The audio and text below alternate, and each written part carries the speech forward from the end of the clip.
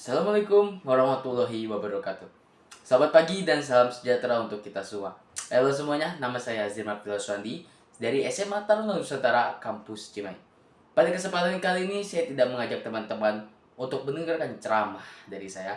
Saya mengajak teman-teman untuk berdiskusi tentang suatu topik yang sangat melekat pada kehidupan kita sehari-hari. Sekarang saya ingin teman-teman sekalian membayangkan langit begitu mendung. Apa yang langsung terlintas di pikiran kalian? Apakah menyiapkan payung atau mencari pawang hujan? Mungkin sekilas dua pemikiran ini terlihat biasa saja, tapi dua pemikiran inilah yang akan menentukan nasib kita ke depannya. Bagaimana bisa? Mari kita bahas. Teman-teman sekalian, begitu sering kita mendengar kata sustainability atau keberlanjutan. Tetapi, menurut keyakinan saya, keberlanjutan bukan hanya tentang soal daur ulang, hemat energi, energi terbarukan, dan lain sebagainya. Karena keberlanjutan diawali dengan bagaimana kita berpikir. Contoh sederhananya di kampung. Jika ada suatu kampung yang banjir, dan dikatakan kampung tersebut karena kena kutukan, tidak mungkin akan dibangun drainase yang baik, bukan? Kemudian jika ada seorang yang sakit, kemudian dikatakan karena dia kena guna-guna, tidak mungkin dia akan dibawa ke dokter.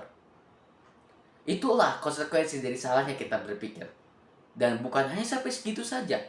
Itu berujung dengan bagaimana kita melihat dunia. Di Indonesia dihimpit oleh dua dunia saat ini. Dunia yang penuh dengan modernisasi dan juga dunia yang penuh dengan logika mistik.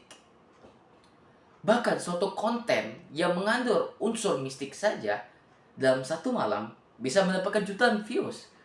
Sungguh lucu, bukan? Tapi begitulah kenyataannya. Dan kita tidak bisa menyalahkan siapa-siapa. Inilah tantangan besar bagi diri kita, generasi remaja. Generasi yang tumbuh dengan budaya sosmed, budaya scrolling, dan juga budaya sharing. Mari kita ingat apa yang pernah dikatakan oleh seorang penyair asal Irlandia, W.B. Yeats. Beliau bilang, pendidikan bukan hanya tentang soal mengisi ember, tapi tentang menyalakan api. Api yang beliau maksud adalah rasa ingin tahu dan keberanian untuk bertanya. Teman-teman, kita sebagai remaja, apa langkah sederhana yang bisa kita lakukan? Kabar baik ya teman-teman, kita tidak perlu untuk menjadi seorang ilmuwan. Kita tidak perlu untuk menjadi seorang filsuf apalagi. Banyak langkah sederhana yang bisa kita lakukan. Pertama, jika kalian mendapatkan suatu informasi, coba baca, pahami, dan cari tahu sumbernya. Kedua, jika kalian ingin melakukan sesuatu yang bermanfaat, coba lakukan itu dengan atas dasar kesadaran diri sendiri, tanpa dorongan dari pihak eksternal. Kemudian ketiga, jika ada suatu peristiwa dikatakan sebagai takdir, coba kritisi dan berikan pertanyaan kritis. Bukan untuk mencari keributan, bukan untuk menantang, tapi untuk tumbuh bersama. Seorang penyair